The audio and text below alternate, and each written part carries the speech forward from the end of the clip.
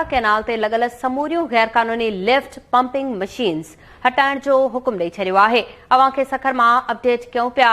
Justice Salauddin power लिखत में DIG Sukkur ऐं डीआईजी शहीद बेनज़ीराबाद खे आपाशी खाते सां गॾु लिफ्ट मशीनूं हटाइण जी हिदायत जारी करे छॾी आहे।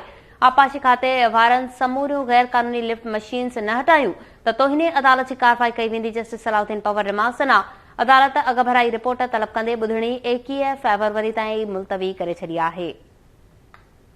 ख़बर अवां खे ॾियूं पिया। सिंध हाईकोर्ट सखर बेंच पारां नारा कैनाल ते लॻल समूरियूं गैर कानूनी लिफ्ट पंपिंग मशीन्स हटाइण जो हुकुम ॾिनो आहे। अपडेट कयूं पिया अवां खे सखर मां सिंध हाईकोर्ट में अहम केस जी ॿुधणी आहे। सखर बेंच पारां नारा कैनाल ते लॻल समूरियूं कानूनी लिफ्ट पंपिंग मशीन्स हटाइण जो हुकुम कयो वियो आहे।